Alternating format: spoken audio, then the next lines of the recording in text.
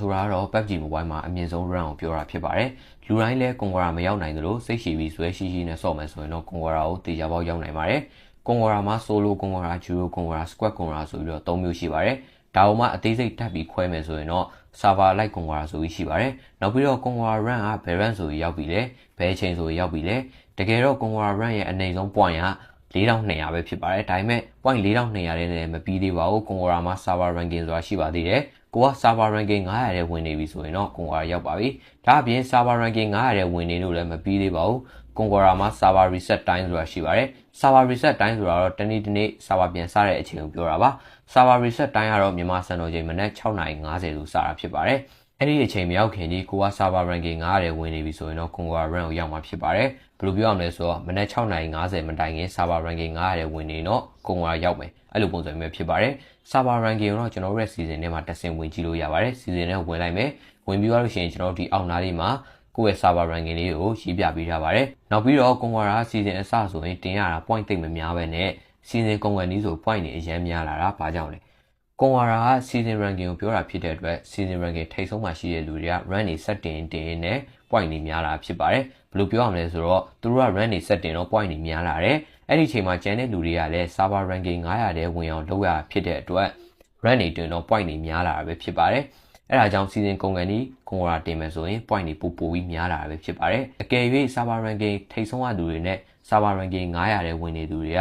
run တွေကိုဆက်မတင်တော့ဘဲနဲ့ဒီတိုင်းပဲနေမယ်ဆိုရင်တော့ Conqueror ရောက်ဖို့အတွက် point တွေနည်းနေပါလိမ့်မယ်။အဲ့ဒါကြောင့် season အစဆို run တွေကုန်းရုံးတင် point တွေအသေးရှားရပါဖြစ်ပါတယ်။ဒီလောက်ဆိုရင်တော့ Conqueror အကြောင်းကိုအနည်းငယ်တော့သိလောက်ပြီးထင်ပါတယ်။ကျွန်တော်တို့ Conqueror အကြောင်းကိုအနည်းငယ်ပြောပြပြီးသွားပြီဆိုတော့ Conqueror ကို solo တင်ရမလား duo တင်ရမလား squad တင်ရမလား map တွေရွေးလို့ရှိရင်ဘယ် map ကိုရွေးချယ်တင်လဲ run point တွေအကြောင်းကိုကျွန်တော်ပြောပြပြပါမယ်။ solo Conqueror တင်မယ်ဆိုတော့တယောက်တည်းတင်ရတာဖြစ်တဲ့အတွက်အရင်ဂရုစိုက်ရပါတယ်။နောက်ပြီးတော့အိမ်ထဲမှာမိုးဆိုးတိုင်းထိုင်ပြီးတကောင်ချင်းဖြုတ်မဲ့ကောင်နဲ့တွေ့မယ်ဆိုရင်တော့ကိုယ့်ရဲ့ဘဝကတော့ချုပ်ငိမ့်သွားပြီပေါ့ဗျာ။လောင်ရင်လည်းတယောက်တည်းလောင်ရပါတယ်။ကီးရရင်လည်းတယောက်တည်းရပြီးတော့နည်းနည်းတော့ပြင်းမှုကောင်းပါတယ်။ duo Conqueror တင်မယ်ဆိုရင်တော့ကိုတယောက်တည်းတက်ကြွနေလို့မရပါဘူး။ကိုနဲ့တူတူတင်မဲ့ကိုယ့်ရဲ့ teammate ကလည်းတက်ကြွနဲ့ဇွဲရှိမယ်ဆိုရင်တော့နှစ်ယောက်လုံးအမြင့်ဆုံးရောက်နိုင်ပါတယ်။ duo Conqueror တင်မယ်ဆိုရင်တော့တခုတည်ထားမှာ duo က point ပေးတာအရင်နည်းပါတယ်။ပြီးသွားရင်တော့နှစ်ယောက်တည်းဆော့တာဖြစ်တဲ့အတွက်ကိုယ့်ဘက်ကတယောက်နှော့သွားပြီဆိုတာနဲ့အရင်သတိထားရပါတယ်။အစောပိုင်းဘက်တရီကိုရှောင်ပြီးတော့18ယောက်လောက်ကျန်ရင်အတွဲညီလိုက်ပစ်တာအကောင်းဆုံးပါ။ squad တင်မယ်ဆိုရင်တော့ gun power လိုအပ်ပါတယ်။ gun power ဆိုတာကတော့ pro player တွေလို့ပြစ်တာမျိုးပြောတာမဟုတ်ပါဘူး။ကို teammate ကနော့သွားပြီဆိုတာနဲ့ချက်ချင်းကောင်းတာပြန်ထောက်ပေးနိုင်ရပါပြီ။နောက်ပြီးတော့တယောက်တနေရာနဲ့အတွဲမညီဘူးဆိုရင်တော့ squad ဆော့ရတာအဆင်ပြေမှာမဟုတ်ပါဘူး။ squad ဆော့ရင်တော့ကောင်းတာနဲ့မကောင်းတာနှစ်မျိုးရှိပါတယ်။ကောင်းတာတစ်ခုကတော့ squad ကတခြား solo duo တွေထက် point ပေးတာပိုများပါတယ်။နောက်ပြီးတော့၄ယောက်ဆော့ရတာဖြစ်တဲ့အတွက်စကားတွေပါပြောရင်းနဲ့ squad ဆော့ရတာမပြင်းရဘူးပေါ့ဗျာ။မကောင်းတာတစ်ခုကတော့ squad ဆော့ရင် point ပေးတာများတဲ့အတွက် point တင်ရလည်းပိုပြီးတော့များပါတယ်။အဲ့ဒါကြောင့် season ကုန်ကန်ကြီး Conqueror တင်မယ်ဆိုရင်တော့ point ပိုများခြင်းပဲဖြစ်ပါတယ်။ကျွန်တော်ဒီ solo duo squad ထဲမှာဘယ်အောင်တင်စေချင်လဲဆိုတော့ squad ကိုတင်စေချင်ပါတယ်။နောက်တစ်ခုအနေနဲ့ map ရွေးမယ်ဆိုရင်ဘယ် map ကိုရွေးချယ်တင်လဲ။ map အနေနဲ့ဘယ် map ကိုရွေးချယ်ပြီးဆော့တင်လဲဆိုတာမပြောခင်မှာကိုကဘယ် map မှာပိုကျွမ်းလဲဘယ် map မှာအဆော့များလဲဆိုတော့ကိုယ့်ကိုအရင်ဆုံးသိအောင်လုပ်ရပါမယ်။ဒါမှလည်း run တင်ရင်အဆင်ပြေဆော့လို့ရမှာဖြစ်ပါတယ်။ကိုမကျွမ်းတဲ့ map မှာသွားဆော့မယ်ဆိုရင်တော့အချိန်ကိုလူပင်ပန်းပြီးတော့အမှတ်လည်းတက်တဲ့လောက်တက်မှာမဟုတ်ပါဘူး။အဲ့ဒီအတွက်ကိုကျွမ်းတဲ့ map မှာပဲဆော့ပါလို့ကျွန်တော်ပြောလိုပါတယ်။ map အနေနဲ့တော့ Erangel ဆိုရင်တော့ခက်တဲ့ထဲမှာလည်းမပါသလိုလွယ်တဲ့ထဲမှာလည်းမပါပါဘူး။ safe လုပ်လို့လည်းကောင်းသလိုအိမ်ထဲမှာလည်းဟိုးပြီးတော့ enemy ကို defense လုပ်ရင်တော့အကောင်းဆုံးပါ။ကားတွေပိုင်းနဲ့ cover လုပ်ပြီးတော့ပြစ်ပါ။ဘာလို့လဲဆိုတော့ Erangel ရဲ့လက်စုံတော်တော်များများလဲကွင်းတွေမှာ open field ပါပဲကျင်းတာများပါတယ်။ KD တွေဘာတွေကြမှာကြောက်တယ်ဆိုရင်တော့အယောက်20လောက်ကျန်ရင်လိုက်ပြစ်ပါ။အဲ့ဒါဆိုရင် K point လည်းရပြီးတော့အမှတ်လည်းပိုတက်မှာပါ။ Miramar နဲ့ Vegan တွေကြတော့အမှတ်အရင်တက်ပါတယ်။ဒါပေမဲ့အမှတ်အရင်တက်သလိုအရင်လည်းခက်ပါတယ်။ pro player တွေ CRE တွေတိတ်ကျဲ player တွေကဒီ map တွေမှာလာဆော့တာများလို့ကိုယ်တွေလည်းသူတို့ကိုရှင်ပြီးပြစ်နိုင်မယ်ဆိုရင်တော့ဒါအဆင်ပြေရဲပေါ့ဗျာ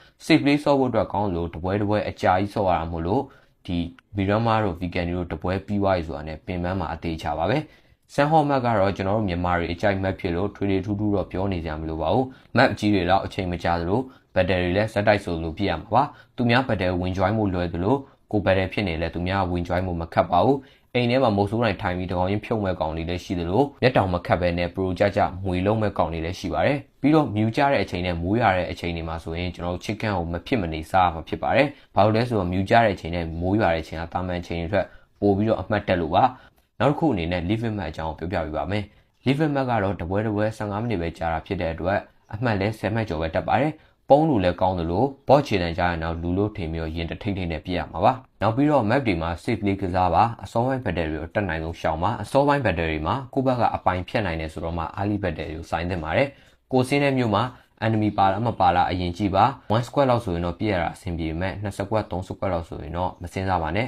ရှောင်လိုက်တာအကောင်းဆုံးပါကျွန်တော်တို့လုံးဝတူးဆွလို့မရပါဘူးဒီ map တွေထဲမှာဘယ် map ကိုတင်စေခြင်းလဲဆိုတော့ကျွန်တော်ကတော့ Iran ကန်နဲ့ Sunhawk map ကိုပဲတင်စေခြင်းပါတယ်